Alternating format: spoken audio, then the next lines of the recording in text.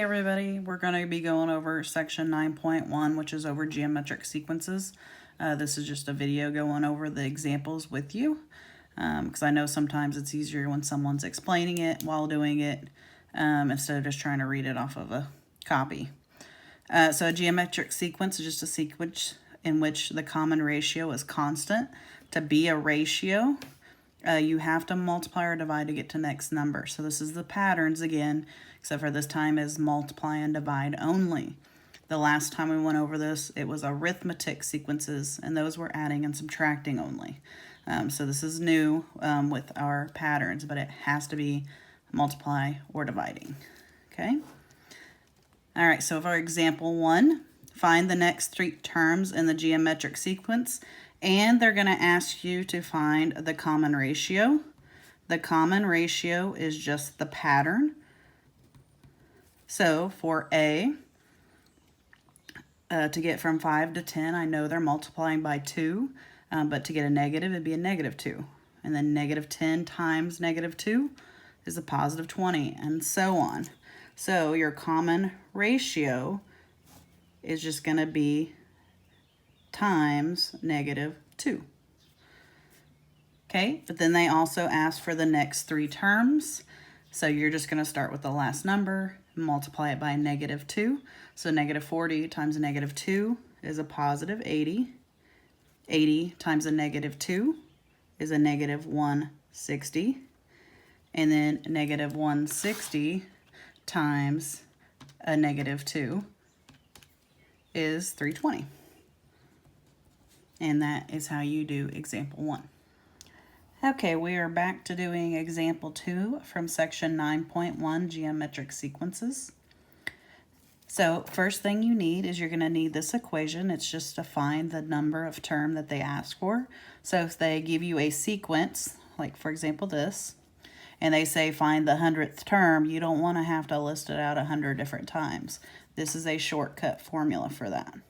So to plug it in, you do not do anything with the a sub n part. That's actually the answer you're finding, so you don't have to worry about that.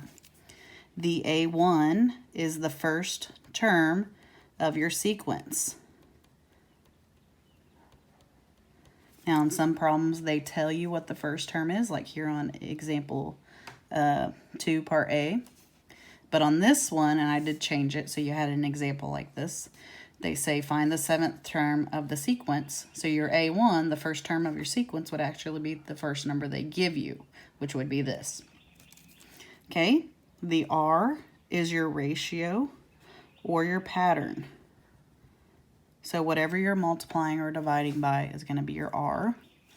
Okay, and then the N is the number they ask you to find. So number you are finding. Okay, and all we're going to do is we're going to plug these numbers where they go, and we're just going to use the calculator. So on part A, so my A1 first term is 128. So 128 times, because it's times in the formula, my ratio, they tell me what it is right here, is 0.5. So 0.5, okay, and then this is exponents to the n minus 1. So n is the number you're finding. They ask me to find the 10th term. So I'm going to do 10 minus 1. But when I use my calculator, I'm actually going to change that to a 9. So I'm going to write what I'm going to plug in the calculator. So this is actually what I'm plugging in the calculator. Okay? So on my calculator, hopefully you guys can see this okay. I have 128. And I'm just going to use parentheses. You could put times if you want. 0.5. And then this is your exponent button. Hope you can see it right here. The little up arrow to the 9th power. Hit enter. And my answer is 0.25. Okay.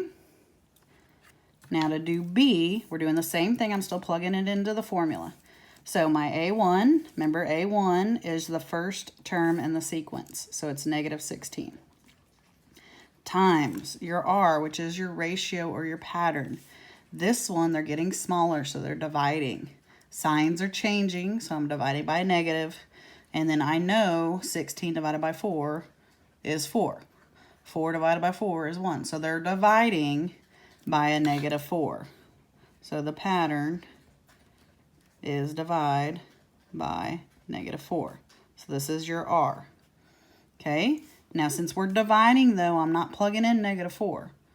Because if I plug in negative 4, they're thinking you're multiplying by negative 4. So all I do is I just put 1 over the number we're dividing by. I still have to put the negative though. Okay? I'm going to put it in the parentheses. And then to the n minus 1, they asked me for the 7th term. So 7 minus 1. And then most of you would go ahead and put a 6 there. Okay? So I'm going to clear this out. I'm going to redo this. So it was negative 16. I'm going to do parentheses.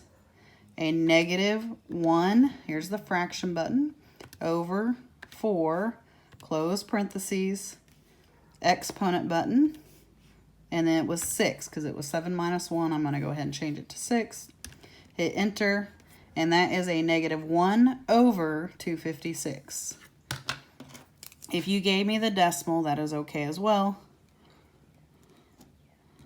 I'm not too picky about these, but that was how you would do example 2.